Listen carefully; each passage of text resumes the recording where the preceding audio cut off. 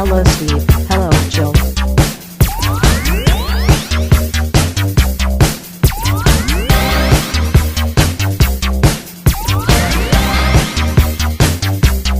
It's time to game classy.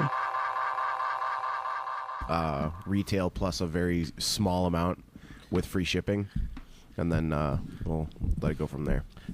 Because it's Shadespire. You've been caught up in a Shadespire. There's a lot of shit in that box. Shadespire. Interestingly a enough, lot of cards. Yeah, I would say the least numerous item in the Shadespire box is the models. Well, duh. Yeah, which I'm not complaining. I appreciate the fact that it's only $70. Mm-hmm. That's interesting. I mean, I think it's about $10 overpriced, but $70 ain't too bad. I mean, I think the sweet spot for the game would have been about 60. Yeah, I think 70 is fine.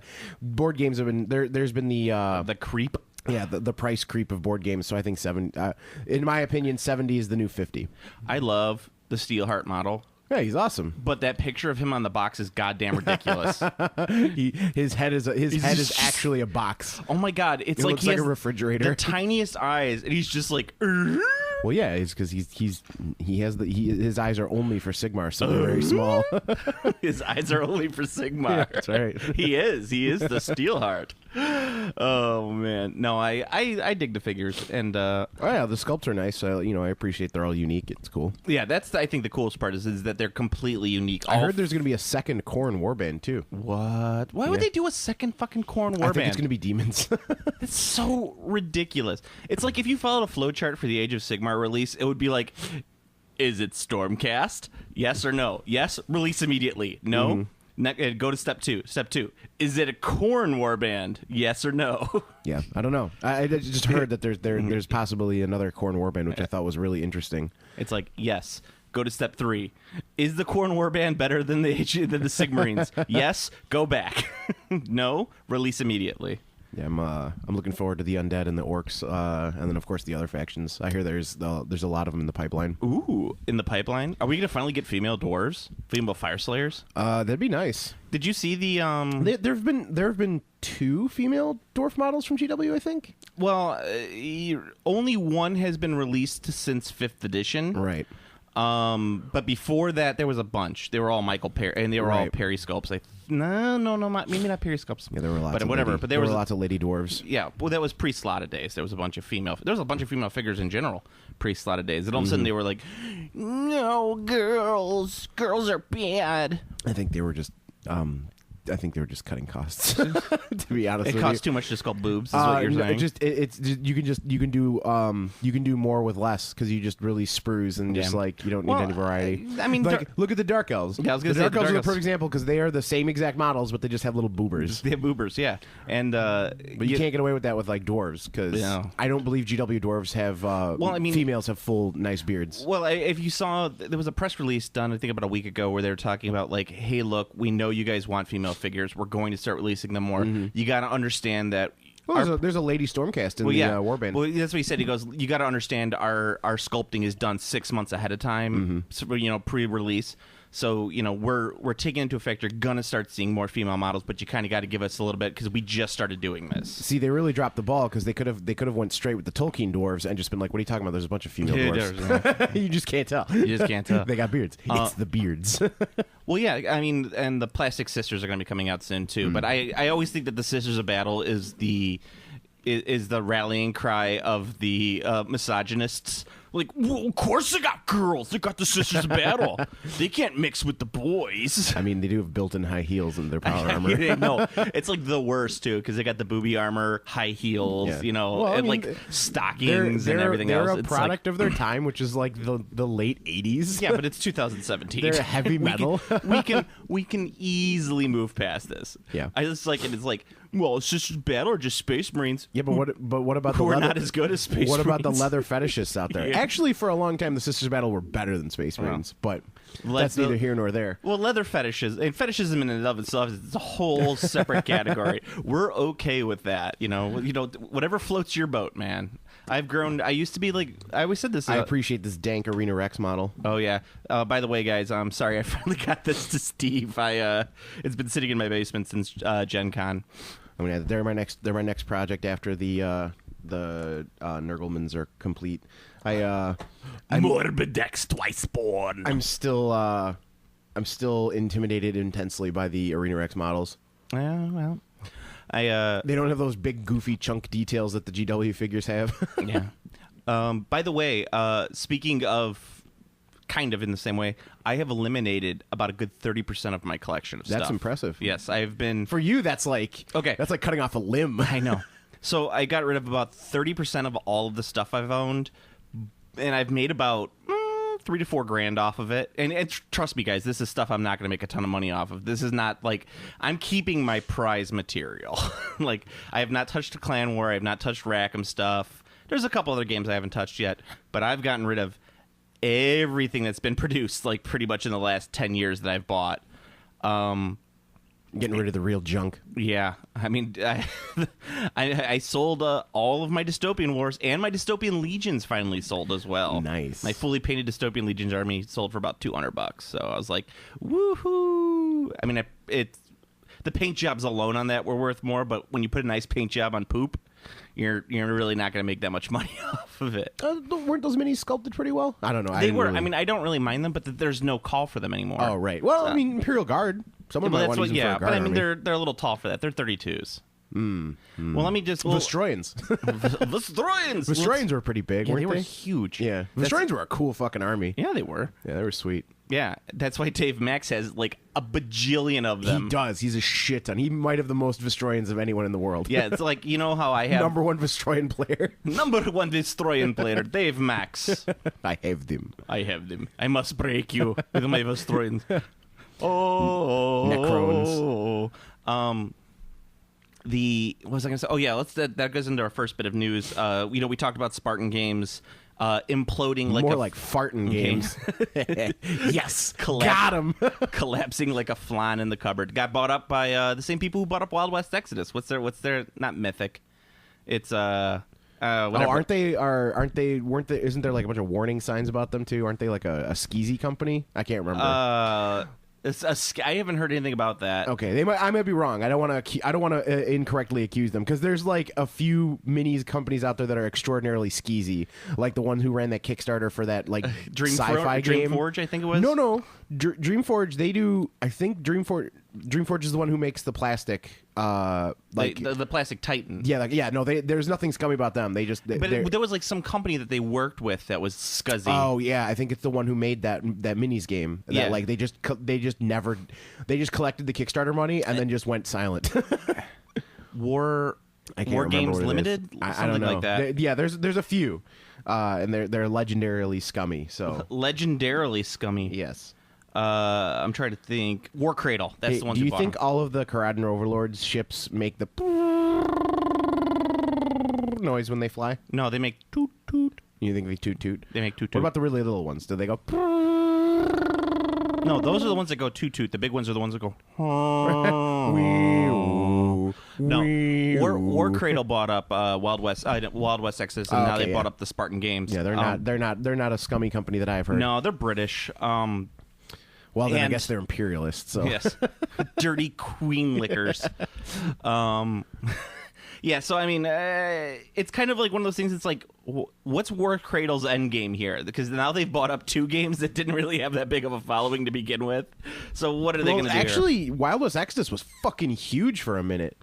It was huge for like it wasn't even a minute. It was like 15 seconds. But from what I understand, it died because it was broken as fuck. And also, the guy running it was racist. That happened afterwards. The game was pretty much. I think the game was pretty much already dead, so he was okay to just be like, I'm a turbo racist.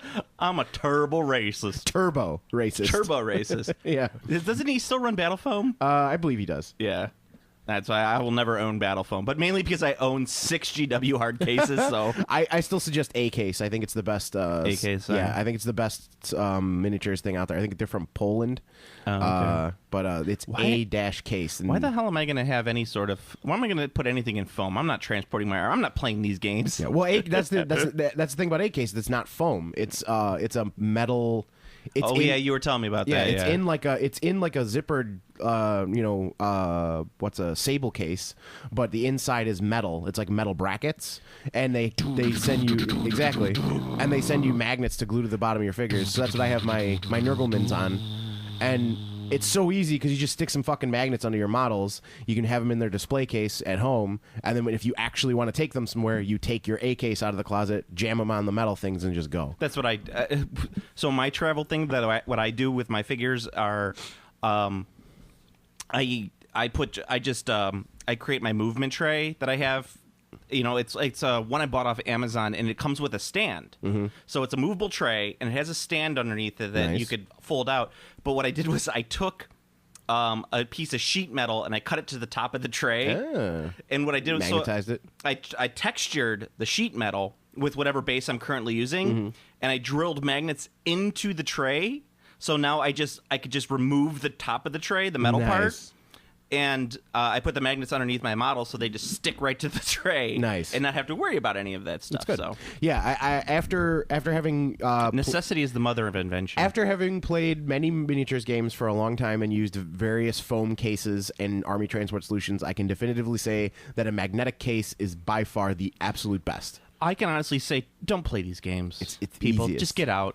Well, Go out, see the world. I mean, obviously. Yeah. Just listen to us for the comedy. Don't listen to us for any of the gaming advice, because gaming is stupid. I mean, to be fair, once you get past... And you're stupid for liking Once gaming. you get past, 25, you don't really play these games No, anymore. you don't. You just paint them. You paint them for whatever reason, regardless of your free time or not, you just don't. Because, for me, I don't have kids or anything, so I could go play games whenever I want, but fuck it. I just want to stay home and play video games. It's I got to go out to the game store and, see people. You bought Cuphead yet? Cuphead's on systems I don't own. It's on PC, which I don't have a gaming PC, and it's on Xbone. Oh, it's on the Xbone? Yeah. Okay. I was thinking about it, but I've heard it's just hard. It's real hard. I mean, it's no harder than Contra. If you like the old hard platformers like Contra, Castlevania, it's from everyone says it's not Contra. It's an easier Contra 3 is what it is. Oh, okay. Contra is dun, dun, dun, dun, dun, dun, That's right. dun, dun, dun, dun, dun, with that hustle run they've got. But yeah, it's easier than Contra 3. And then once you get the spread gun, the game's over. Well, Cuphead, you can get the spread gun almost right away. Oh, but yeah, no, it's not. Cuphead is gorgeous. Yeah, but I mean, it's really good looking. It's just there's anytime any game comes out that's moderately difficult, you have this new it's not a culture war, but it's similar to the culture war, where you have people who are oh, this game's kind of hard, and then you have the idiots who are oh, this is the Dark Souls of blank. Oh yeah. So that's the joke, and then you have the get good crowd who just are the most insufferable fuckwits who so everything gets exaggerated. So Cuphead is a game that requires some challenge. It's just got some challenge. That's all. Yeah. It's a fucking game that has some challenge. Yeah, it's a side-scrolling platformer. Right. They don't really make those games anymore. So when you see them, you're holy shit, this game's super hard. And it's Well, because these damn wiener kids never grew up on Nintendo. That's the thing. If you grew up on an NES, you're just oh, this is an NES game. God, NES games sucked. Yeah. Well, and it's much nicer looking than an NES game. Thankfully. Well, that's true. I was talking about this the other day with some people at work. We used to set up a Nintendo emulator on our auditorium screen for the kids, and these are a bunch of high schoolers. Oh, they suck at Nintendo 15, games. 16, they cannot get past the first Goomba on Mario Brothers. They just can't. They're terrible. I mean, 2D gaming is not a thing, really. Yeah, because it kind of sucked, but we grew up with it, so we have some nostalgia value for it. Platforming's fun. It's the most basic of game. It's move guy, jump guy. Yeah. There's a lot more. Well, I mean, games are more complex, so they're more difficult to interact with. Yeah. But they're easier to play. A game like a Shadow of Mordor. That game is infinitely more complex than Mario, but it's easier than Mario. Yeah. There's way more shit to do, but it's still easier. You know what game I hate? I hated anything with Solid Snake. Oh, Metal Gear? Metal Gear, thank you. I really like Metal Gear 3. Snake! Dun, dun, dun, dun, dun. Dun, dun, dun. I think the Metal Gear franchise is one of the most overrated ones out there, but there's some solid games in there. Metal Gear 3 Snake Eater, I think, is the best one. Never cared too much for it. When there's a part in Snake Eater when the intro where you're climbing up a ladder and starts doing a fucking credit. The ladder's the longest ladder in the history of video games, and the credit sequence happens when you're climbing this ladder, and it starts singing a fucking song, and it's like a James Bond song. It's Snake. Snake Eater. It's like a James Bond movie. That's pretty cool. It was fucking awesome. I was like, this is the greatest. And I believe that was the apex of the series. I don't think it got any better. I was hoping that it would be some like one of those Japanese like songs that's just like that completely doesn't fit with the tone of the game. Oh no, Hideo Kojima's too into America to Japanese his games up. It's He's an Ameriweeb. Yeah, it's an we were talking yesterday on texting about Ameriweebs. Yeah, and Hideo Kojima is definitely an Ameriweeb. I'm all into cartoons. That's anime for you uninitiated. I hope to get a job at Nickelodeon creating cartoons or writing for cartoons. It's pretty funny. Actually, interesting enough, Japan is still starved for animators. They're totally like looking for anyone to come and do animation. Yeah, well, just send it to Korea. That's what we do. I mean, they do that too. But like, that's the thing. There's a lot of anime being produced. This is like an insane amount lately. Anime was a mistake. That's what Hiro Miyazaki says. Okay, so let's go. And the best one is there's an add-on to that one where it says like, except for JoJo. JoJo's all right. Let's go into some other. Well, you know what? We had the auction 2 weeks ago, the Games Plus auction. I usually give my State of the Gaming union. Shit's fucked. Basically, sell everything that you have that's not GW because it will not be worth anything anytime soon. Everyone is dumping everything and going back to 40K. Hands down. That's what's happening. Your local gaming group. That's what's up. You playing Dark Age? Not anymore. You playing 40K, boy. That's what's happening. You. What are you guys playing over there? Oh, we're playing Infinity. No, you're not. You're playing 40K. That's right. what you're doing. Everyone's playing 40K. Well, what about our new edition of Flames of War? No, you're not. You're playing 40K. 40K. That's basically what it is. Every, like, Bolt Action. Oh, we're playing Bolt Action 28. Oh, you mean you're playing 40K? Bolt Action 40K. World War II 40K is what you're playing. No, everyone is... Yeah, you 40K. Yeah, of course, there was the resellers who were making everything miserable for everyone, but even they were getting their prices were getting bumped up to about 75% retail. So it was 25% off. But you know, if you're good at being a miniatures buyer, you know where you can get shit for 25 to 30% off. Mm-hmm. No problem. If you know where to look, you can find that. So these guys also, if you're willing to put in the work, you can get stuff cheaper than that on eBay, but you have to put in work when you get the product. Yeah, I mean, you have to buy like garbage. Yeah, I mean, this guy was buying like stuff 75% retail, and I'm like, you're not going to make any profit off this. Like, what? Are you going to make like $5-10 per purchase? You fucked yourself, man. Oh, Lord of the Rings still a bumper stock. Like you can still get plenty of from Lord of the Rings. Yeah, Games Workshop, man. It's Lord of the Rings. Yeah, I think you still can. I sold all my Lord of the Rings stuff recently, and I made some decent. Decent bank. I made about.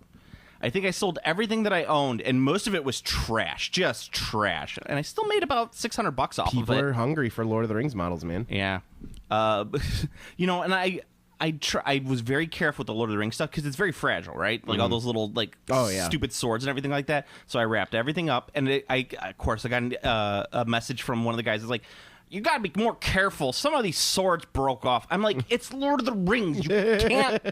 There's no protection for Lord of the Rings. There's no protection for it. You are taking your chances for that. Rolling the dice. Rolling the dice. Snake. That's Mario. Yeah, I didn't end up buying too much of another because I wasn't really looking for anything. You know, I'll buy generally stuff whatever I'm painting and anything that looks unique. And there's some cool stuff. A lot of cool terrain there. Luckily this time there was the majority of the people who did it in like the half-ass terrain. Like, I'm gonna cut some hills and just flock them really quick and throw them in there. They made no money. So nice. Like it was like $5-6 for like a giant box, which is good because that's BS. That's been a bane of the auction for a while. Like really shitty terrain, I'd say. Yeah, and the people who take the aquarium plants and put them on bases And they're like, it's jungle terrain. No, it's not. It's trash. That's some really bad looking aquarium terrain. Is what you got there, buddy. But yeah, they always pick the worst stuff because there's actually solid aquarium terrain that you could use as. Oh, I use it I used a bunch of it. Yeah, you can use a bunch of really solid aquarium terrain for your miniatures, but people always pick and try to resell the worst looking pieces. Well, I like the Roman ruin terrain. Yeah. I took a bunch of that, based it, and painted it up really nice, and I used it for bolt action. I used it for some Italian terrain. There you go. And I was like, this is pretty cool. But aside from that, so Bataction. So if you are currently looking to get rid of some of your stuff, now's the time to do it. Just dump it all, because you know what? It's not going to be worth anything anytime soon. It's true. My prediction, and we talked about this on this cast before, I say by the end of, around this time next year, probably 2 or 3 of the bigger popular games are going to fold. Like, War Machine or Hordes, probably Malifaux. They're going to be gone because there's no one playing those games anymore. Mm-hmm. Infinity might be gone, or Infinity. Well, Infinity's weird. Infinity's kind of stuck around without anyone ever really playing it. So I don't actually know. You are correct, but one of the bigger issues with all of this stuff is that everyone's going back to 40K, because 40K is so easy right now. It is one of the only times I've ever seen an edition change where it's brought in more people than it's lost. Every other game that does an edition change will lose players. If it's a good edition change, you're still going to lose players, but just not as much. Right. If it's a terrible edition change, your game is dead. Mm-hmm. That's Privateer Mark III. It's Privateer. Flames of War is actually a decent edition, so it's not losing as many players, but there's not many people playing it anymore.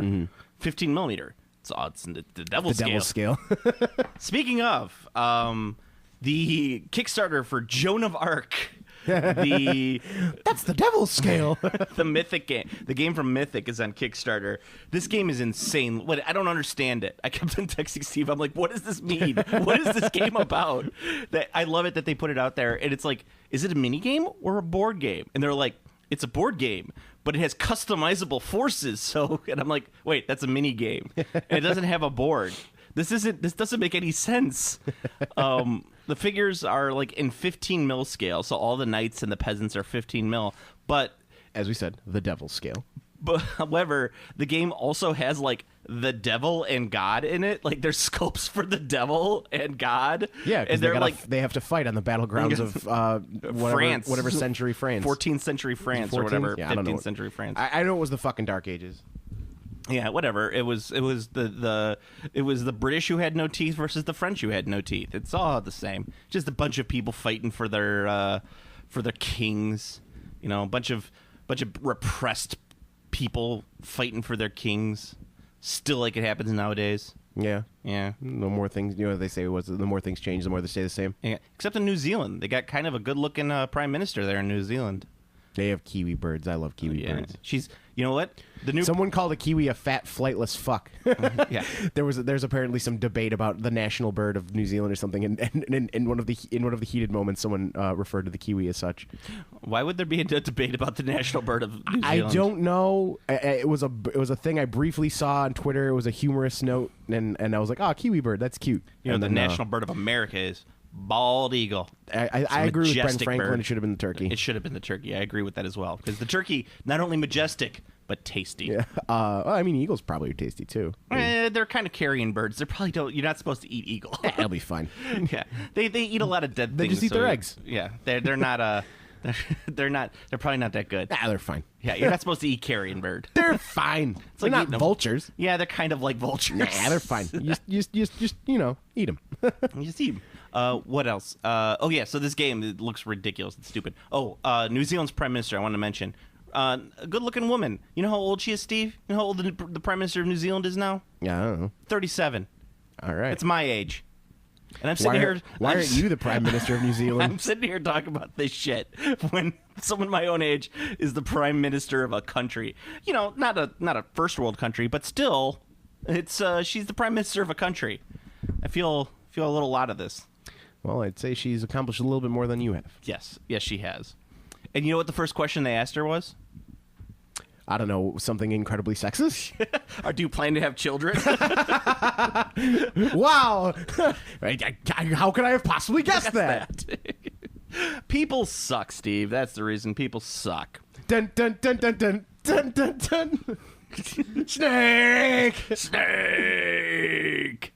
Oh, man. What else gaming-wise do we have to talk about? Before we get to the questions, I want to save that about a half hour for that because that's going to take up a shit ton of time.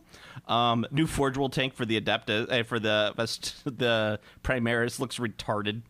It is giganto and dumb, and no one should buy it.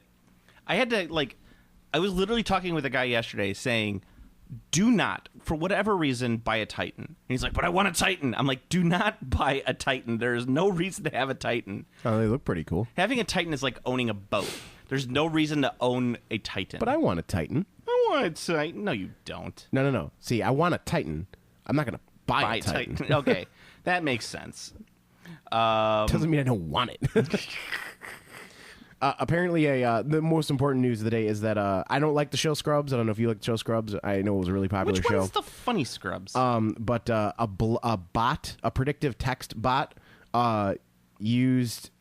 They programmed a bot with predictive tests based on the average scripts of Scrubs. Yeah. And it produced an average episode of Scrubs. Ooh, that's and fun. Apparently, Zach Braff is into it and wants to record the the episode. Oh, well, that makes sense. I'm trying to find the post for. I hate the interface on Facebook app for having a web page. Facebook's butt. The giant robot duel between U.S. and Japan. Oh, that was. And then the bigger U.S. robot comes out. That was such a joke. I mean, it went down as everyone expected. Were there missiles? No, they couldn't do that. There was Well, then it's dumb. It doesn't count. Yeah, well, whatever. I don't know. I just saw one clip of the Japanese robot just clobbering the American one. So, which that's right. Which would make sense because if you just look at the two robots, the American robot is big, dumb, and fucking stupid, and the Japanese one looks like a robot. What does a robot look like, though? A robot is whatever we make it to. A look robot like. looks like it's meant for the task of what it's supposed to do. Okay. So it has some sort of what are you programmed to do? Reasoning to it. So like if it's a gigantic arm, you're like, oh, this robot lifts and moves things. Or arm wrestles. Well, it wouldn't be gigantic if it arm wrestles because what's it going to arm wrestle? Another gigantic arm wrestling robot. Okay, yes. If it's robot versus robot arm wrestling, sure. But I mean, I believe the first arm wrestling robots would be made to arm wrestle humans. Humans. Human females. To kill all humans. This was the big news. 40K.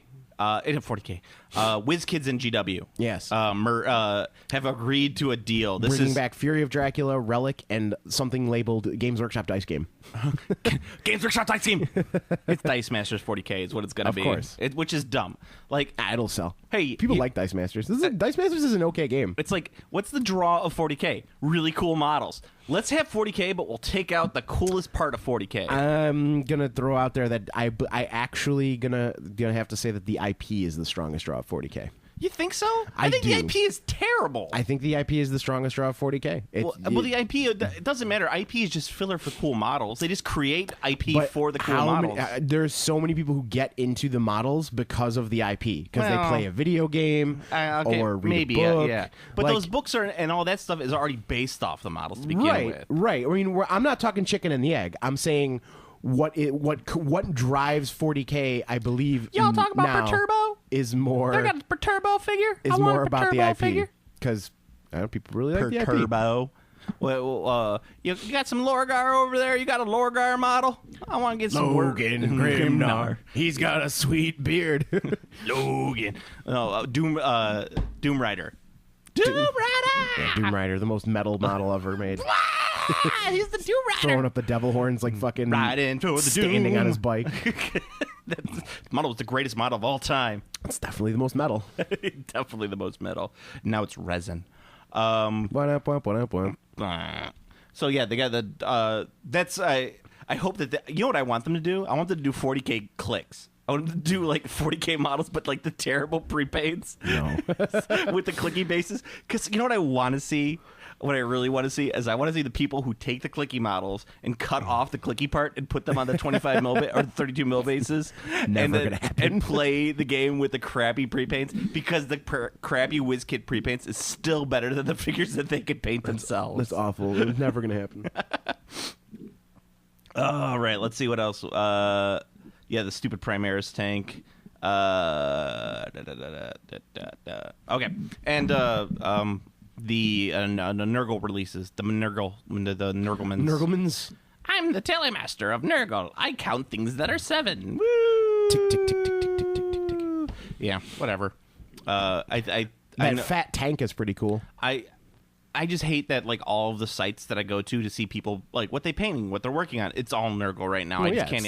it's the new 40K release. I can't do it. And it's the first 40K release. Like, the first big 40K release. Well, since the Primaris stuff. Well, yeah, Primaris were a base game drop. Yeah. Like well, I mean, the- there's a lot of Primaris that weren't in the base game that Well, have been dropped.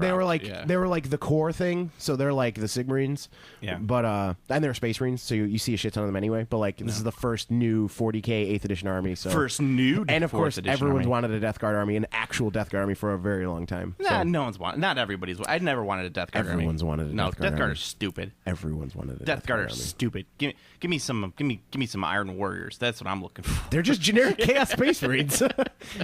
I mean, I like Iron Warriors, but give me some word bearers. How about some word also bearers? generic Chaos Space Marines. No. Well, no. Okay, I'll play Loyalist Legion. I'll play the Alpha Legion. They're loyalists. The Dark Eldar. Or They're Dark Dark Angels. the Deldar. The Dark Angels, Chaos chapter. Yeah, that's right. It's one of my favorite memes, by the way. Oh, Is- then their logo, you can do the Chaos Star. I love it. I love everything about that meme. I think it's hysterical. And not because I don't think anybody ever gets upset when people call them a traitor legion. It's the fact that like the meme pretends that people get upset about it is funnier to me than anything else. Also, you know what we didn't talk about last time that I wanted to talk about that we never got to was how I hate Duncan. Everyone loves Duncan. Oh no, I should. Of course you'd hate Duncan. I hate the fans of Duncan. How about that? Oh, okay. Does that make But more Duncan's sense? a meme. Well, that's how I hate it. It's like he's like The tears of Duncan. I don't think he's that good. Duncan is very solid at what he does. No, he's very solid. But I mean, Yes. I'd much rather watch like a super pro painter painting than Duncan. But that's not what they want. They want. I mean, know. Duncan's actually his competitive stuff is really fucking Yeah, good. I watched because I got like really mad. I'm like, why are people talking about Duncan like someone got like the paint god? This is fucking stupid. Yeah. And then I watched some of his stuff and I was like, okay, he's not terrible. He's good. He's got solid paint. Like his white painting guide though, his guide to painting white, one of the worst things I've ever seen in my life. But besides the point. But then I was like watching it and I was like, I like that technique he did with the ink. I told you. I'm gonna steal that technique. I told you, Duncan. And then I did that technique with the ink, and I was like, that looks way better. I told you. It's because it's Duncan. Duncan's awesome. And, like the two thin coats thing. Who's got time for two thin coats? No one's got time for two thin coats. That's my favorite meme. Tooth and coats. Hashtag tooth and coats. No one's got time for that. I ain't got time for that. I have yet to actually need to do tooth and coats because in most of the time when you're like you hit it with the wash and it's just kind of like it just kind of looks like I painted this right, so Yeah. I'll leave it. 3 thick coats. That's what I go with, Steve. 3 thick coats. Just go with one thick coat. I just dunk the model in the paint. Just Get it on. Fucking Get it on. Man. Is it in all the cracks? Nice. All right, let's go. I did mail call this week. It's been about 10 episodes since we did mail call, so let's do another mail call. Let's start off, traditional guy who starts off, Raza, first one to comment. Mm-hmm. What is your pick for best Halloween game and why? Let's just say, what's your best pick for Halloween game Betrayal this year? at a House on the Hill. I think that's been your perennial pick. I cannot come up with a better and I don't specifically mean like this is the best horror themed game. I mean like if you are at a Halloween party with about 4 to 6 people and they want to play a board game, there's no better game that you can just sit down and play with people who don't know how to play games. Yeah. There just really isn't. RPG wise, I think probably for Halloween, if you're doing a one-shot game, it's probably going to be End of the World, one of the End of the World scenarios. I would say All Flesh Must Be Eaten, but that game's kind of not really around anymore. The hard thing is coming up with like a one-session game, like a 4-hour game. All Flesh Must Be Eaten is perfect for that, but it's not really around anymore. Well, I mean, the nice thing about End of the World is that you got a couple different things, so you don't always have to do zombie. You could do, End of the World, aliens, Cthulhu, whatever have you. I would say Call of Cthulhu, mainly because you're going to end up killing all the characters anyway after 4 hours. Yeah. So that works. Or completing their story. But there's so few pre-gen stories that are one session games. I mean, I could probably pick like 2 or 3 of them, and even those are mostly like 1 to 2 player games. Mm-hmm. They're not designed for like a group of 4 to 6. So that's on that. Mysterium I think is really great. It still works out, but I think Mysterium's not quite a Halloween-y game enough. But I'm gonna go with the old standby and say Clue. And if you could find a skinned the most ridiculously skinned version Rick of Clue, and Morty Clue. yeah, like a Rick and Morty Clue, go with that. I think the most ridiculous skinned Clue is which will never ever be topped is Golden Girls Clue. Ooh, who killed Rose? That's an actual thing. Golden Girls Clue is real. I think it's dun, dun, dun. Thank you for being a friend. Once I saw that, I was just kind of like, man, these travel down the road and too back much. again. Where's my Perfect Strangers Clue? Heart is true. You're a pal and a confidant. If you threw a party and invited everyone you knew, you would see the biggest gift would be from me, and the card attached would say, thank you for being a friend.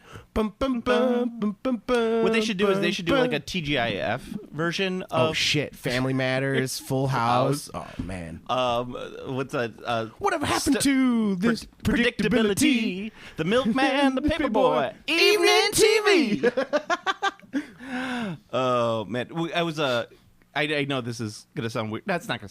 It's for me. The My Little Pony movie that just came out. The soundtrack. My daughter's been listening to it nonstop, and by proxy, I've been listening to it nonstop. They actually sample "Thank You for Being a Friend" in one of the songs. That's fucking funny. I looked at my wife. I'm like, did they really just cover the song? And she's like, it's only like sampled in the song. They go to this whole other thing, and then they go back and resample "Thank You for Being a Friend." I'm like, oh, that's terrible. They should have just done the original song. It's much better. Days gone by. It's the bigger love of the family.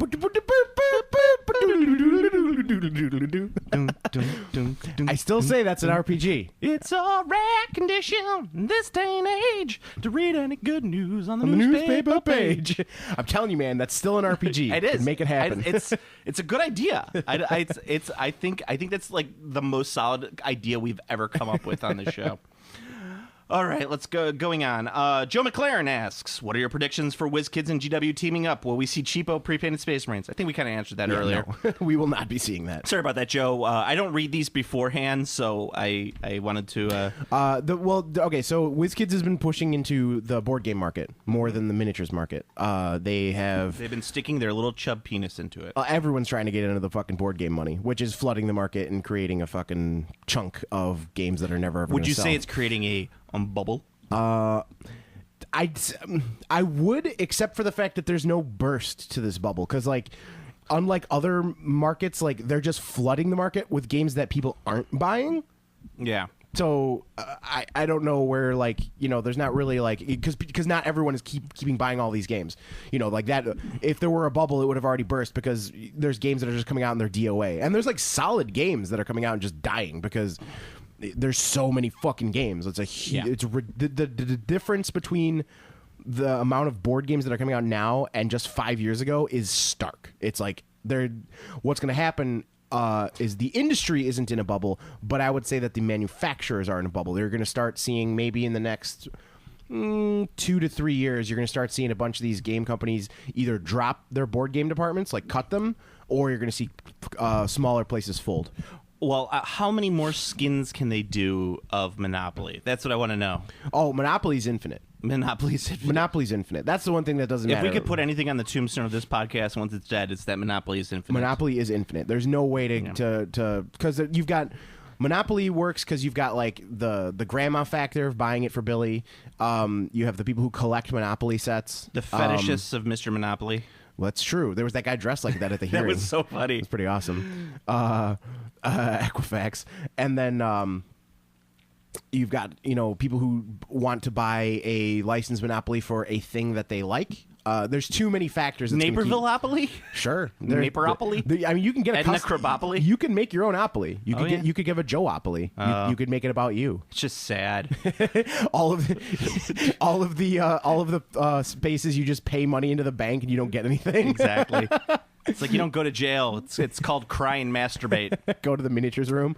Go to the miniatures room and masturbate. It's just a picture of you looking sad. Do not cross go. Do not go to the miniatures room and masturbate. You lose the game. Yeah.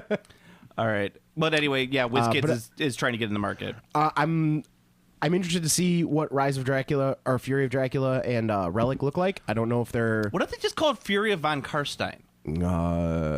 Yeah, probably should. But I mean, it's because Fury of Dracula is an old Games Workshop game. It is. So but that's what I'm saying is like... People really like that game, so Well, yeah. I don't think they want to get rid of that power of that name brand. I know. Well, if they were going to do that, they should have done that years ago. Fury of Dracula was a fucking... Like, when that game... Like, when the Games Workshop partnership was dissolved, like, people were fucking rushing on Fury of Dracula. People were like, oh shit, we got to get this game. Yeah, people like that game. I've never played it. I've never heard either. It's good though. Yeah. That might be a good Halloween yeah, game. maybe that's a good Halloween game. Dracula blah. Okay, so Jason Yarborough asks, if GW brought back War Master, would you rather have it be set in Age of Sigmar or the world that was? Oh, Age of Sigmar. Dude, I want fucking Hammerhand. I want Hammerhand's. Vandus! Yeah, I want Hammerhand's little fucking 10mm fucking Stormcast. Vandus! Hammerhand! I am the script born. I think they You want could- a little Corgus Cool? Yeah, I want some fucking Corgus Cool. I want some Hammerhand, and I want some fucking Morbidex twice born. Twice born. Yeah, I definitely love those audiobooks. I They're so definitely great. want Age of Sigmar War Master. That would be fucking sick.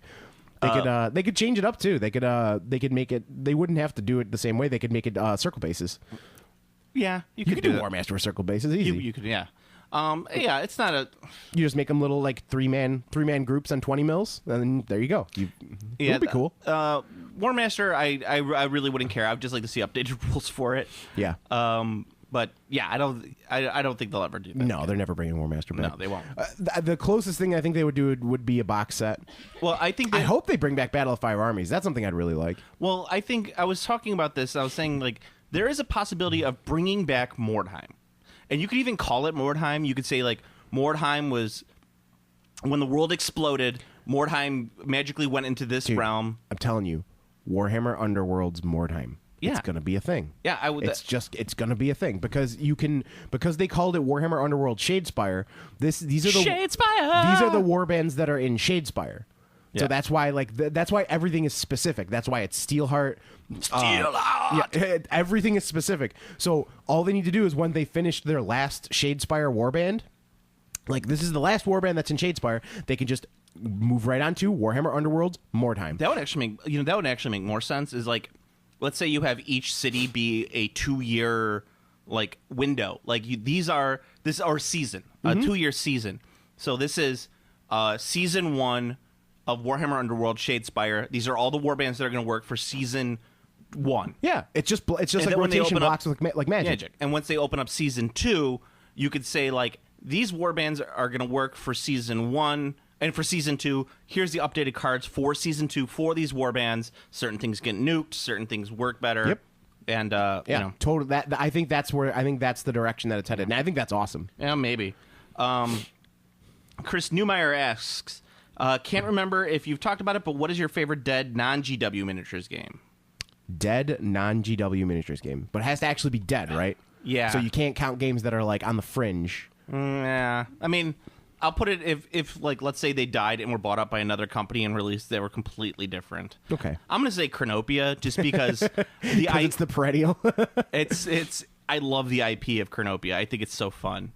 And the Chronopia IP is Age of Sigmar before Age of Sigmar. It's just because it's Looney Tunes He-Man. I actually don't have one. Yeah. I don't have a favorite all my favorite dead miniatures games are all GW. Yeah. Like Well, I mean, okay, so Dark Age isn't dead. right, it's not dead. It's I mean, even if it's on life support, it's still not dead. Breathe, damn you. Well, I mean, breathe. I don't know. Dark Age is a game that's just like never going away. So Yeah. I sold all my shit though. Fuck that. Fuck Cool Mini. You love War Machine. That game's dead. Dun, dun, dun, dun, dun. Actually, I never really loved War Machine. I played it a lot, and after a few tournaments, I was like, "Why am I playing this game?" Like, not even kidding. That's how I felt. That game was like the least. That game was the least fun I've ever had playing miniatures games, which was kind of weird. Like, but straight up, the smallest amount of fun I've ever had playing miniatures games was playing War Machine. It was just, I don't know, something about those games. Like, I just not a fan. Like, after a while, you're just like, I'm like, oh, this game's actually not fun. I get it. I mean, it's cool if you're into it, but like for me, I was just like, nah. Yeah, I'm out. I will also add on there, though I love the Chronopia IP, the game was terrible.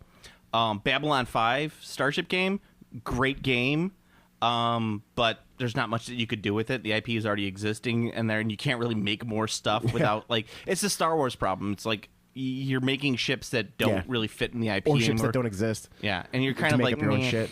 I mean, I would say Confrontation, but Confrontation was a terrible game. Oh, it was a terrible game. But the miniatures were great, but terrible game. Terrible time. Yeah, I really don't have one. I wish I did, but I don't. So two things. I want to bring this up really quick. I don't know why it reminded me of it, but on one of the forums I go to, they were talking about bolt action Korean War rules, and bolt action Vietnam War rules, and I'm like, why the fuck would you want to make any sense? Why the fuck would you want to play those games? A, none of the rifles were bolt action anymore, and B, it's like that's like why, I don't know. I mean, that's too historical for me. Like bolt action World War II, it's like we're far enough away from World War II where it's kind of like it's not as grimy. Yeah, it's not as grimy. It doesn't feel grimy, and it's got it's for me it feels grimy. I think playing any historical war game is grimy outside of like antiquity. Yeah, like if you're talking like Roman dudes with spears, okay. No, I'm like I don't know anyone personally who was affected by Roman dudes with spears. Well, the World War II thing, it's like because there's enough. Like the thing is World War II, like the World War II movies that came out of World War II are very jingoistic and they're hero oriented, and it's like dun dun dun dun dun dun dun. Sure. And Hamburger Hill. Yeah, Hamburger Hill and all those type of things. The We're longest gonna day. Take that hill. Well, I'm not gonna hit you, Hitler. Like hell, I'm not. But yeah, it's got that feel to it. Not Magnificent Seven. Kelly's Heroes and all that stuff. The Great Escape. You have that kind of feel to it, so you can kind of divorce yourself Colonel from Clink. Yeah, you can kind of divorce yourself from the really horrific aspects of the game of the real war. But like, how are you going to do that with Vietnam War and Korean War? Like, MASH wasn't that great to begin with, and so. I don't know. I never liked MASH. That was always like my cue to change the channel as a kid. Yeah, I heard that and I was like, no. And what was the other thing? Oh, and I'm sorry, but is it Shame? It's not Seamus. It's someone. It's BA Chef. Is trying to get everybody to do all of their basing on clear bases for bolt action. Like he's trying to like start this movement for clear bases. No, I'm sorry, guys. Clear bases is the dumbest thing ever. When you are painting a model, the bases on the model make the model. Super important. They're the most important thing you can do. They look awesome. Like that's one of the best things. Like that gives the model a completeness. That gives the model its theme. Yeah. Like everything about the model. Like it's like it's the sauce. It's the sauce. If you don't have sauce, you're just eating noodles. Yeah. Like, that's a good thing. It's you. If you don't have the sauce, you're just eating noodles. Yeah. So you got to have a sauce. Every great noodle dish out there has a sauce, no matter what. Even oleo. You gotta go. I don't even know what that is. A little butter on the noodles. A little bit. Oh yeah, butter exactly. noodles. Yeah, you still gotta butter, put the butter in the noodles. and they put some oregano. That's still a sauce. Yeah, garlic. I like a little. Yeah, garlic. yeah, sure. But that's still a sauce. Okay. Nobody eats plain noodles. So a miniature without a base is plain noodles. So if you're thinking about basing your figures on a clear base, lift up your right hand. Make a kind of blade with your hand, and then smack your face as hard as possible, and base your goddamn figures. The only possible exception I could think of is a miniatures made for a board game where you need to see where they are, like on the board. But that's not a mini game. Right, true. Yeah, that's like that, and that's a very narrow fucking thing. Or flying bases. I'll let you get away with a clear base for a flying base. Yeah, flying bases. I'll give you that. I always put sand on mine. I do too. I like doing the. I like having them flying over the ground. But if I were doing just so you could go. You know what? I would do clear for a space game. Yeah, well, yeah, it's the same thing as flying. Yeah. Well, I mean, I do sand on my bases for. Oh, okay. For flyers. But I mean, that's what I'm saying. For a space let you game, get away with and the for a flying. sea game. toot toot. Yeah, I would do that if you. No, because if I'm talk doing about- if I'm doing a C game, I'm doing waves on bases. Nah, I like the. It's a lot of work, but I like it. I want the board to be very painted for the. I want to have like a really nice look for the board, and then have them going over so I can see my No, board. I just want blue felt on my table. Okay, fair enough. Or a pool liner. Okay, so going on. Anthony Carroll, Anthony asks us, Star Trek Discovery, hit or miss? Right now it's a miss. I haven't seen it. I don't know. Luckily, for those, I don't know, is Anthony in America or is he? I can't remember where. Anthony Carroll? I Yeah. believe he's New Zealand. New Zealand. Okay, so in America, everywhere else in the world, you can watch Star Trek Discovery on Netflix. In America, it's behind a paywall on CBS All Access pay site. Here's the thing. From everything I hear, the pay site is great.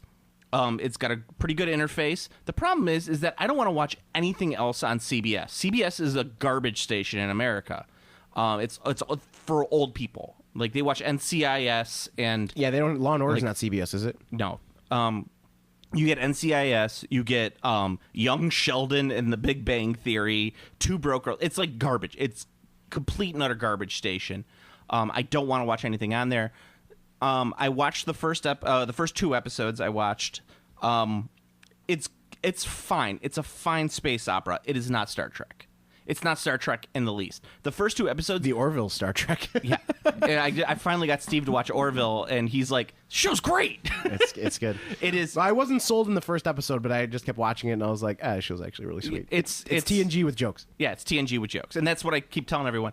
And the funny thing is like, some people I know hate the show. And I think they just hate Seth MacFarlane. Which is legitimate. It's- Seth MacFarlane has an issue. There's an issue I have with Seth MacFarlane because his voice is so Ubiquitous? Yes, and you've heard it so much. It's kind of off-putting if you can't distance yourself from it. It's like if you watched a TV show with Dan Castellaneta in it, but instead of him using his own voice, he's just talking exactly like Homer. Yeah, would be so weird. Even if you, especially if he wasn't playing Homer, if he was playing a serious or semi-serious role, you'd be like so taken out. Yeah. And because Seth MacFarlane uses his regular fucking voice when he does Brian, when he yeah. does Brian. But the show's really good. Yeah, I mean, my biggest issue with it is it's like, in watching all of the episodes, I realized that it's just a TNG clone, and that like I'm like, this was great back in the 90s, and this is fun now as a nostalgic trip. However, it's like, we're not doing anything new. You know, maybe a little bit. I'll see how it goes with the show. Star Trek Discovery is nonsense action show. Like, Star Trek, Gene Roddenberry would be rolling over in his grave if he saw Discovery. He'd be like, this is garbage. This is not what Star Trek is. I don't know. Gene Roddenberry was kind of into the action Star Trek, though. He probably would like it. Gene Roddenberry. Gene Roddenberry was kind of a douche. Gene Roddenberry, he was. No, Gene Roddenberry would get mad. He got mad when watching Star Trek 2, and when Kirk shot the ear alien, the thing that came out of Chekhov's ears, without trying to reason with it first. He got mad at that. Well, I also believe that Gene Roddenberry was incredibly inconsistent with his own ideas. It's his idea, though. He could do what he wants when he... I'm not saying that you can't do what you want. I'm just saying that he's inconsistent. That's true. I'm not... Discovery, I'll watch the whole thing. I'll be fine with it. Right now, the bigger problem is like, why do the Klingons look so fucking weird? It's like, why are you ignoring? It's not that hard to do. You can make them look a tiny bit cooler. No. I don't. If they have an I'm sure they have an explanation. But why? There are many different tribes of Klingons. Is that what it is? Yeah. Okay. So there's Klingons that look like. So I think they're ignoring the mutagenic virus from Enterprise. The one that made them look like humans. And they're replacing it with this? No, I don't think they're replacing that. I think they're saying that's why there's human-looking Klingons in the original series, is because you just saw one tribe of Klingons in the original series. And that's why the ones in TNG and the movies look different than these, because these are a very specific tribe of Klingons that look, and they have stupid teeth that they talk like this. It's like, you can't fix that in ADR? Come on. Again, I'm still annoyed that it's not after fucking Voyager. It's a dumb show, and I don't like it at all. I'm so annoyed. Like, why do they keep going? Like, well, I get Enterprise. Like, sure, Enterprise was cool, but you already did the prequel series and it didn't work out. Why are you doing another one? Because they're dumb. They're legit dumb. They really are. Well, I mean, also...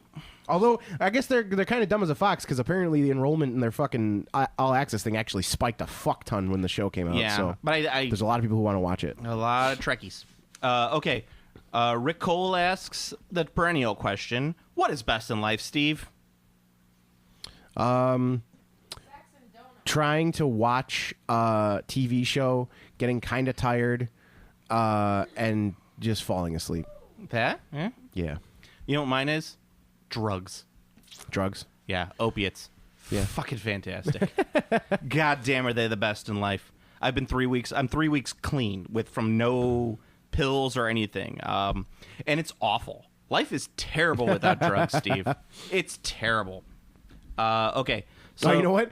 I got an even better one. I'm going to recant that. I'm going to say what is best in life is making plans to go out, breaking those plans to go out, and instead staying home, jerking off, and falling asleep on the couch. Painting. That's what's best in life.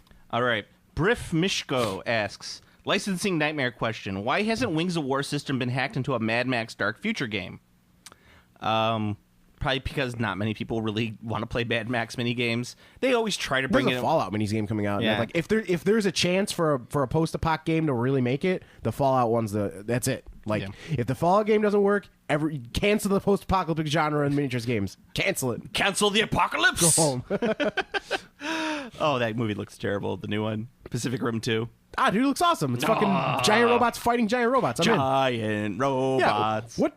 How would you? Did you like the first one? Yeah. Then why would you not be excited I don't think about it was this the one? be all end all. It's of course it's not. It's a fucking giant robot movie. I just want that movie. The first movie was Guillermo del Toro being like, "Hey, I really liked Godzilla. Yeah. I really liked Godzilla. I'm making a movie about it."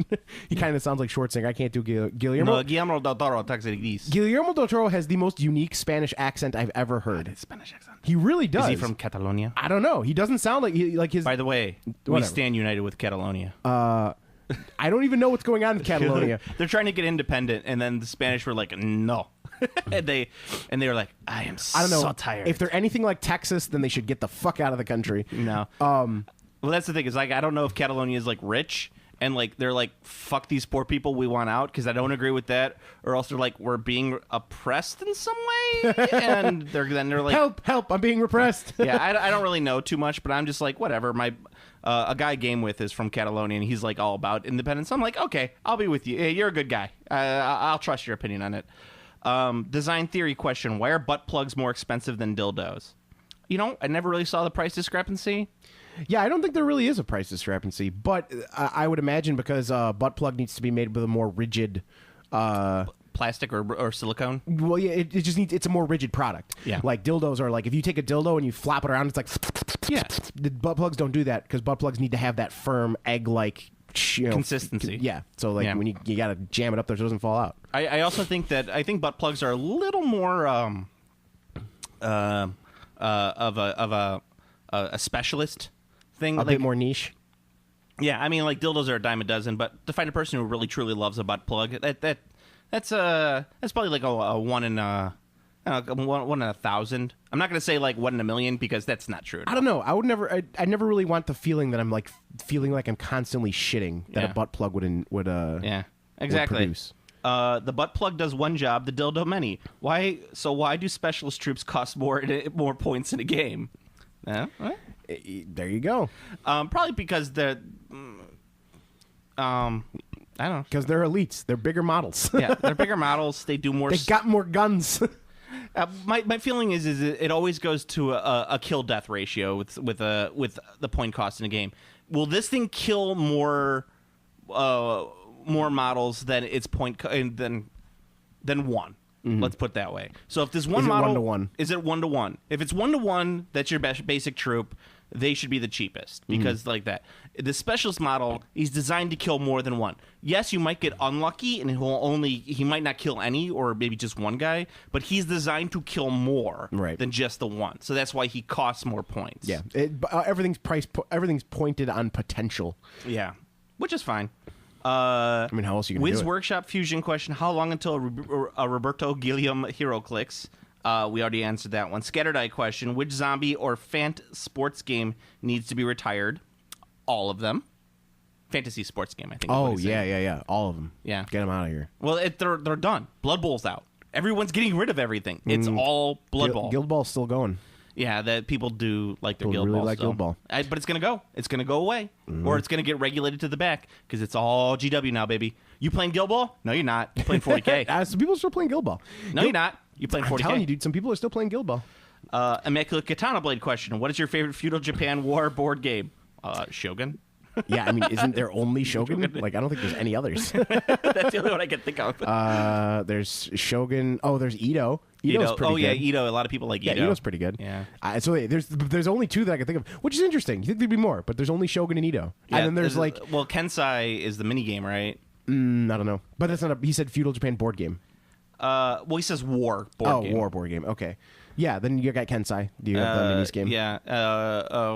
It's fine. I like Clan War a lot. I loved the feel of Clan War, and I love the lore of Clan War, which I think someone asks about Legend of the Five Rings soon. But I love the background to that as well because it's very specific in time where Clan War is constantly progressing.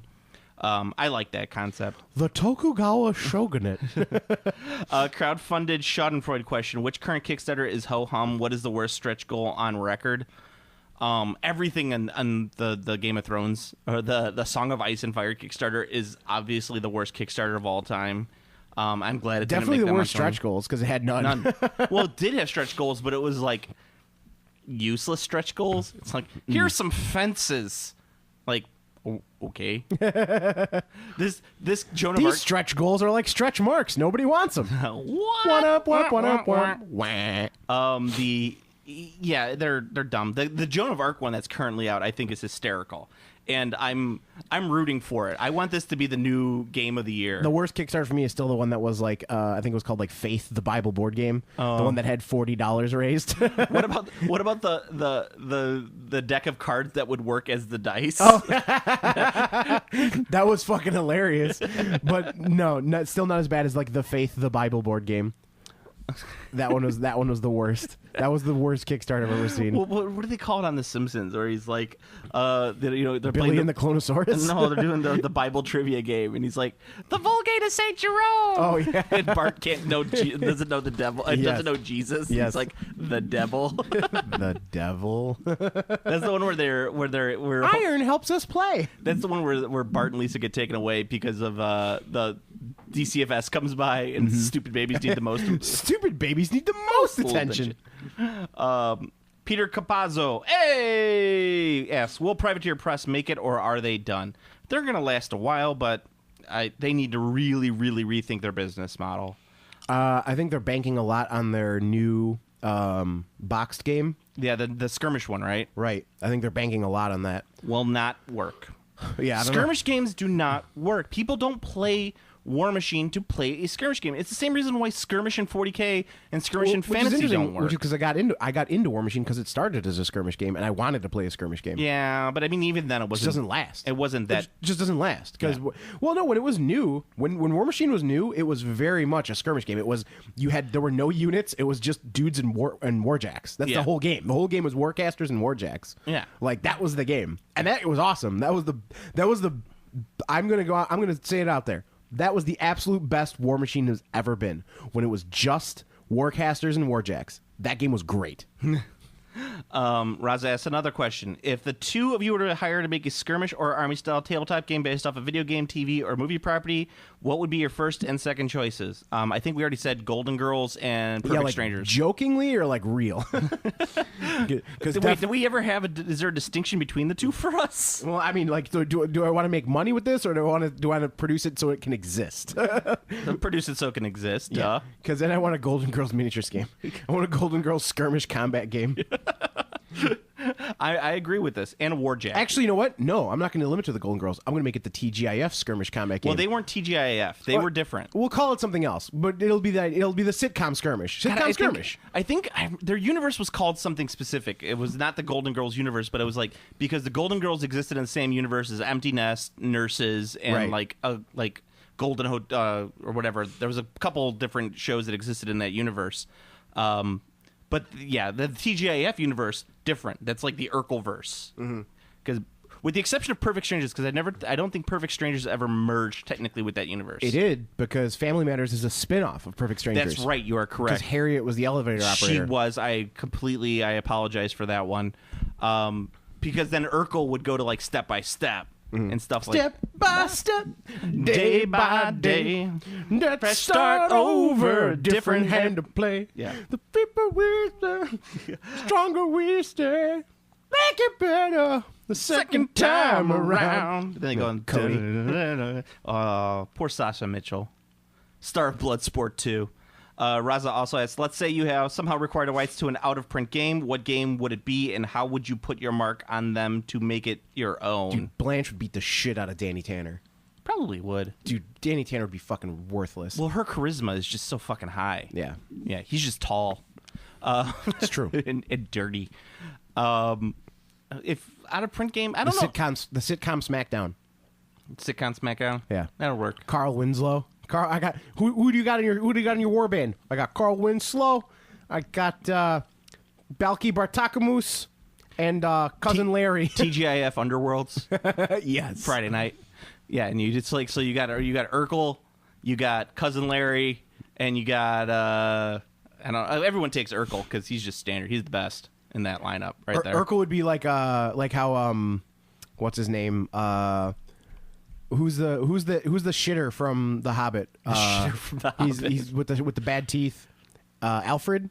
Oh, It's Alfred, okay. right? Yeah. Yeah, he would be like Alfred because the Alfred model in the Lord of the Rings minis game, he doesn't do anything, but he fucks with the other player. Like he like ruins their shit, but he doesn't actually do anything. So that would be Urkel. Okay, that works. Yeah, and then you could actually have the upgrade where after a certain number of rounds, Steve Urkel could train into Stefan Urkel using his well, you machine. flip the card over, Right, and he's Stefan for use Urkel. your action phase. And then he has got way higher stats. Yeah, way higher stats, but he doesn't have the. He's not a buff anymore. He's a combat monster. Exactly, he becomes a Yeah, combat when monster. he's Urkel, he's just a buff monster. Yeah, He's buff. buffs, debuffs. Yeah, he debuffs. When you flip him over to Stefan Urkel, he's actually a combat monster. So it works out both ways. Yeah. And Carl Winslow has he's got a special thing which is never shoot again, which is his Die Hard rule. Yeah. And then he just pulls out his gun. He just like makes his one shot. It's a one-time use, but it's insta kill. Yeah, and just like bam.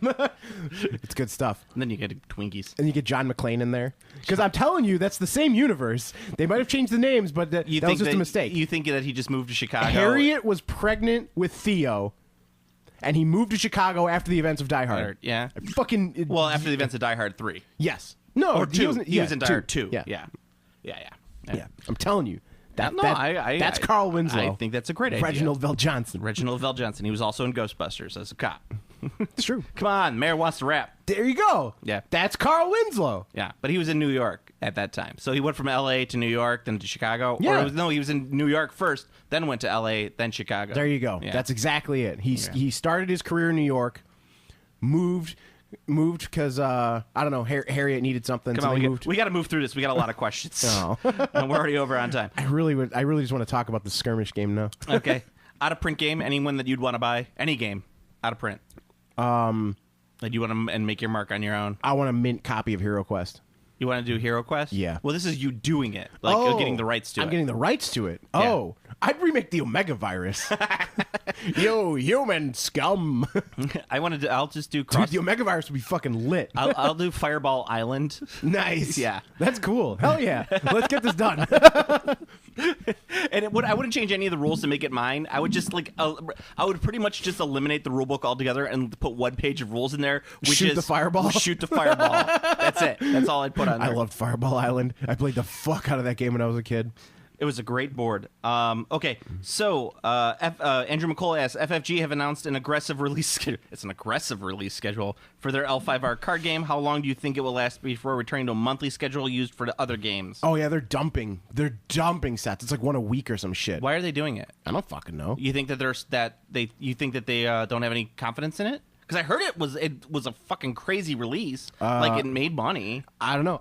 The one person I know who was the most excited about that game said it's awful. Oh, okay. Maybe that's the reason why they're dumping it. It's because they're not happy with it, and they're just like, let's get everything out will cleanse the palate, go back and Yeah, do something I don't. with it. I don't know. I haven't played it. I won't play it because I don't support Fantasy Flight. Yeah.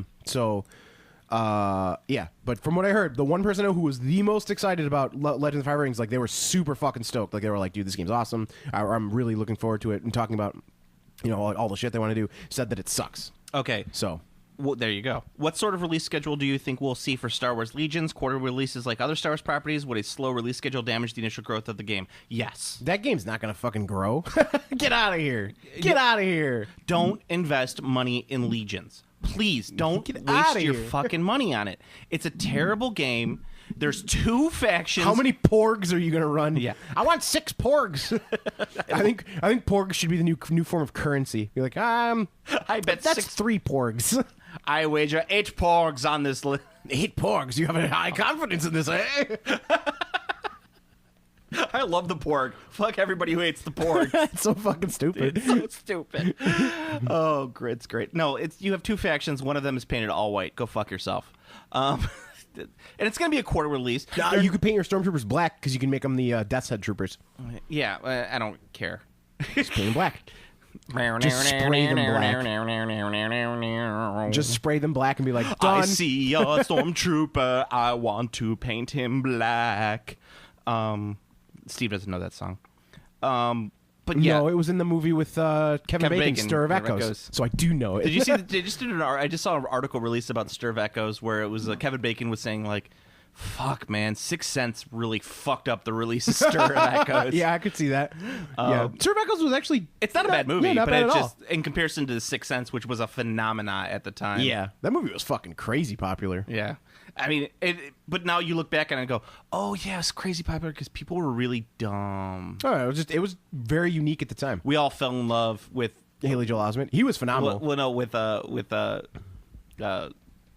it's a twist. I can't think of his name. Oh, M. Night Shyamalan. M. Night Shyamalan. I love The Sixth Sense. The thing is, it's a movie that only works once. So No, well, you can't say that because Usual Suspects should be a movie that only works once, but it's actually a really good movie.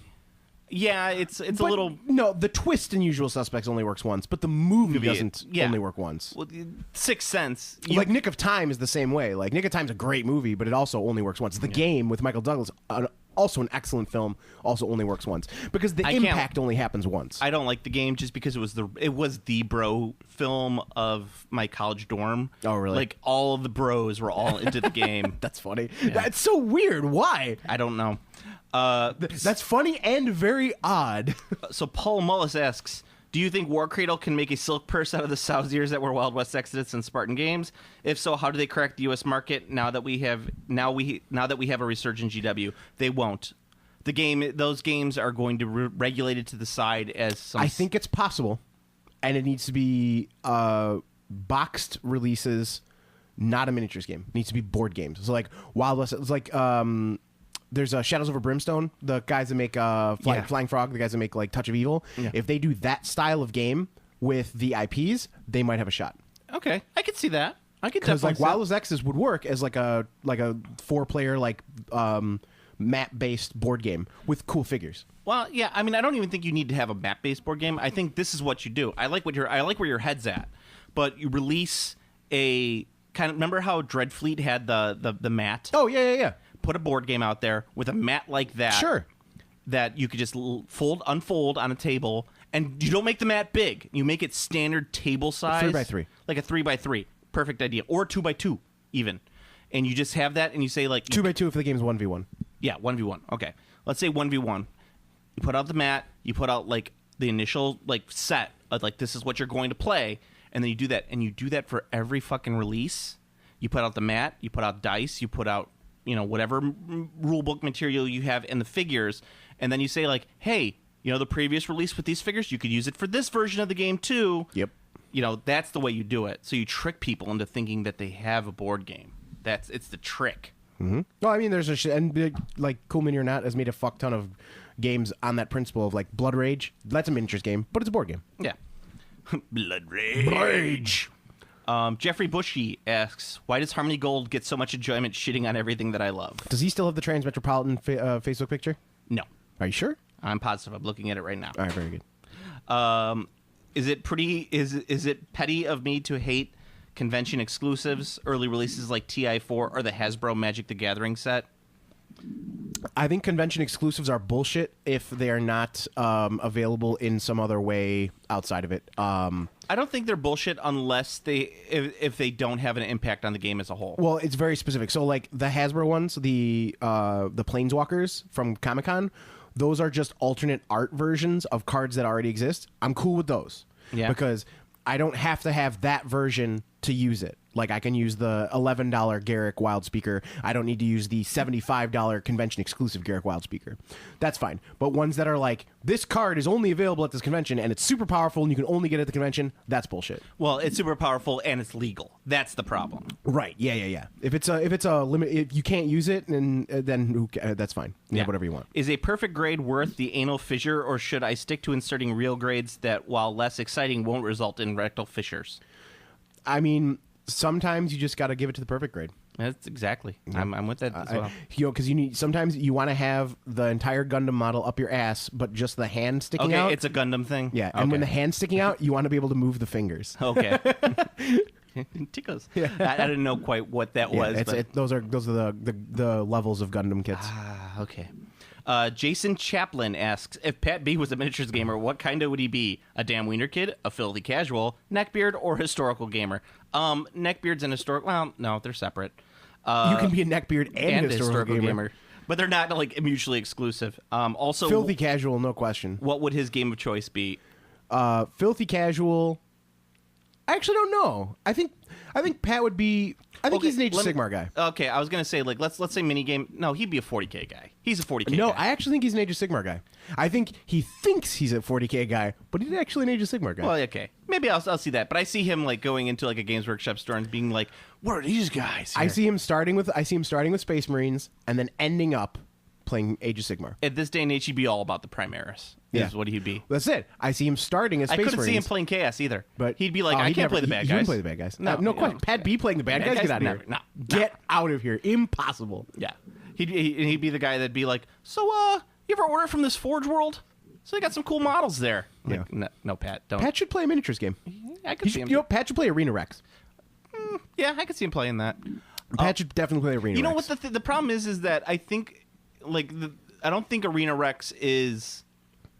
I think he needs an intro game before he gets into Arena Rex. I think, Arena Rex is simple enough. I mean, it's simple enough, but I think he needs, a game, he needs 40K to see that there's, a player base, to play the player base and be like, I don't want to be involved with this player base anymore. I want to be involved with a much smaller player base that actually cares about the game.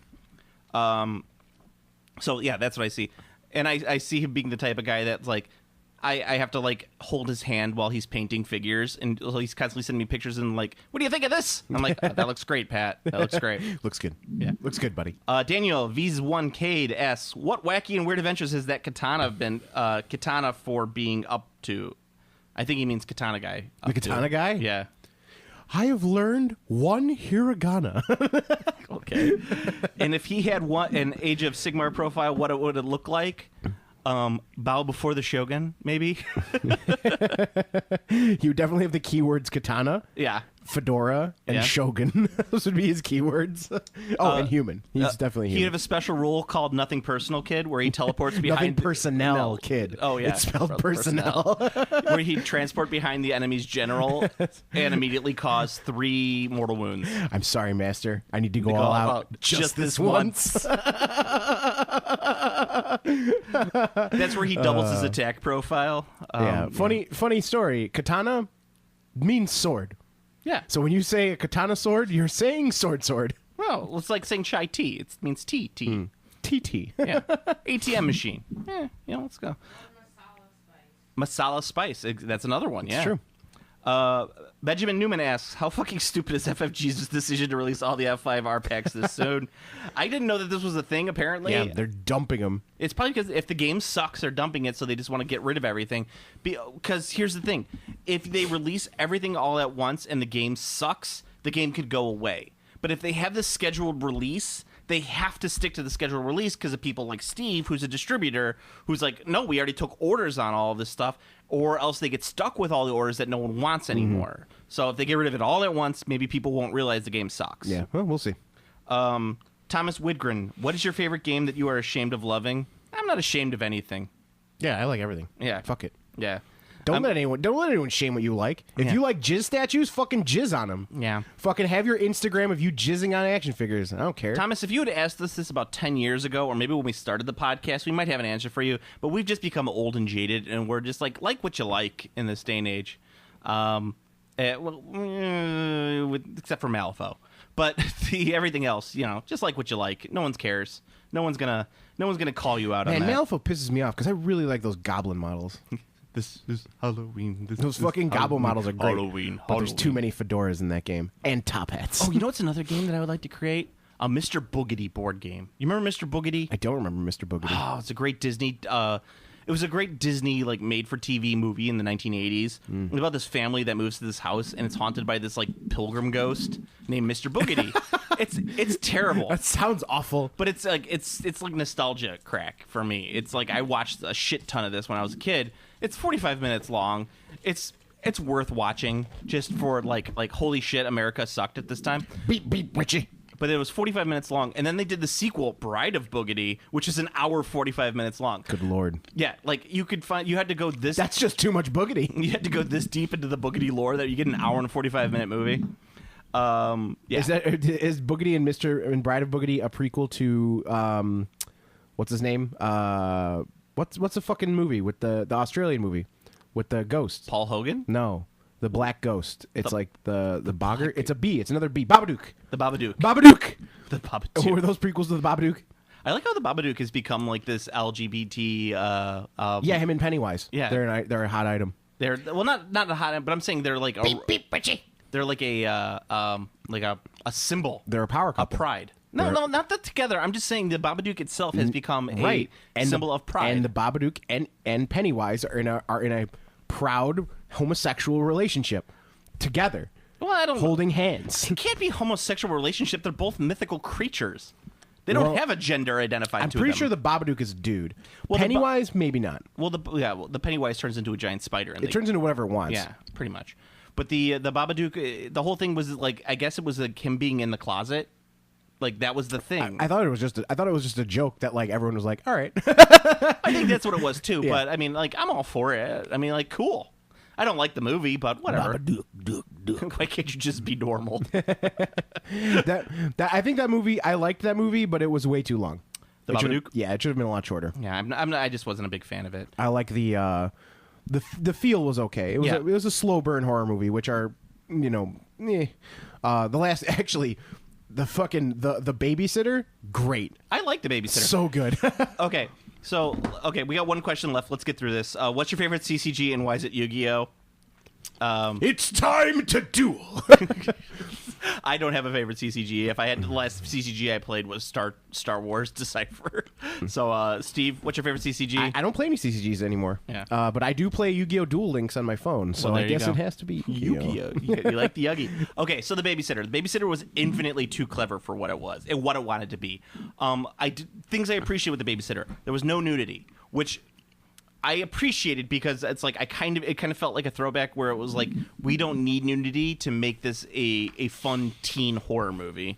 I thought it was very fun. There was not like a big explanation about anything, but I did think it was trying to be like way more clever. What than about the sweet Battlestar Galactica reference? Oh yeah, at the very end. I appreciated a lot of what they, but once again, way too clever. Like I don't appreciate it like when people are talking like they do in that movie because it's very Kevin Smithy, and I think only Kevin Smith can do Kevin Smith. I thought it was funny. I liked it. And then Gerald's Game. That was the other one I watched. I really liked. You like Gerald's Game? I never watched it. I know Gerald's Game because I read Gerald's Game when I was like 13, and I was like, why am I reading this book about S&M? I was reading a book about S&M before I knew what S&M was. Yeah, the best quote I've heard about Gerald's Game is Netflix managed to turn Stephen King's worst book into his best movie. No, because The Shining is not The Shining. The Stand is the best Stephen King media put out ever. I've never seen The Stand. You've never seen The Stand? Yeah, well, I take that back. I've seen The Stand, but much like there was another movie I was talking about the other day. I saw The Stand so long ago, it's like I've never seen it. Does that make sense? The Stand, I recently rewatched it not too long ago.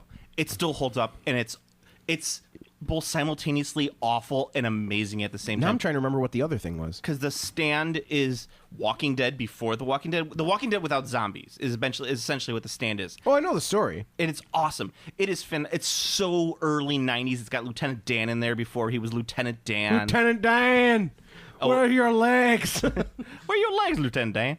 And yeah, I would recommend watching The Stand. It's the best thing ever. I like The Shining too. I mean, who doesn't like The Shining? I don't really like The Shining. You like The Shining. I don't. You don't love The Shining. I gotta be honest, I don't really like The Shining. You don't love The Shining, but you like The Shining. There's like... It holds up. It's good. It's good. There's so much stuff about that movie that is good, and then there's so much stuff about the movie that is just like, ugh. There's not so much in there. There's like... That movie is like the biggest mix of like boring and iconic I've ever seen. Like the scene where he's going down the hallway on the fucking bike is great. That's the cinematography is amazing. Yeah. Then like when the camera stops and there's just the two girls down the hallway, that shit is awesome. But there's so much that movie. It's just like it's a slow burn. You just get bored easily. It's damn millennials. And then the what's that? Yeah, you're a millennial. I am not a millennial. I'm Gen X. I'm an Xennial. The guys who coined the term, I know you, I actually talked to Pat B about this. The guys who coined the term millennial say it's 1980 forward. The guys who coined the term, there's debate because there's debate about every made-up generational gap, always. But the guys who came up with the term, which could be the only thing regarded as a quote-unquote authority on this matter, say it's 1980 forward. I didn't have a computer till I went to college. Let's just put it that way. It's very hard for me to be a millennial when I didn't get my first computer till I was 18. Your stance was the growing up with the smartphone, right? No. Or growing up with the cell phone? Yeah, pretty much. Like, if you had a cell phone as a teenager, like, I didn't get my first cell phone until I was 20, so it's kind of like on that. But it's weird for me because my mom and my dad are very... They had me when they were very young, and their parents had them when they were very old. So, like, they were tail end baby boomers. So I'm like tail end Gen X as is because the kids of the baby boomers are Gen X, and so it's kind of like it's really hard for me because I'm in the middle, and I also grew up in like a really poor neighborhood, so I didn't have a lot of the stuff that makes millennials. So it's weird on that end. But what was I? Now you're just an old man who yells at clouds. Damn clouds. I think that's about it. Go watch Reanimator. I fucking love Reanimator. That movie's great. It's my Halloween movie. I've decided that Reanimator is my Halloween movie. Reanimator's fucking great. I love Who's going to believe a talking head? Go get a job at a sideshow. I downloaded... that movie's fucking awesome. I downloaded Reanimator and Bride of Reanimator. I'm going to watch them both. Nice. There's a third one. Yeah, but I mean, you really only want the first two. And even the second one, Bride of Reanimator... I'll just keep watching all of them. They can make a million Reanimators. I'll watch them all. As long as it's got Jeffrey Combs. As long as it's got Jeffrey Combs. And then From Beyond is really good, too. From Beyond is kind of like the unofficial... From Beyond! Go to PlanetArbitrary.com for your Planet Arbitrary needs. You can follow me on Twitter at Planet Arbitrary. You can follow Steve at... I'm Command Throw. Like our Facebook page, /Game Classy Podcast. You could also like our sister podcast, Play On Podcast, which is all about video gaming, and Weeb Town, which is all about Japan. The magnificent Nihon. The best way you can help out the podcast, like, comment, and subscribe on the iTunes. You could also like, comment, subscribe on YouTube. Aside from that, Steve, until next time. Find your level of cool. Let the cooling flavor meter guide you. GetHalls.com. Game Classy.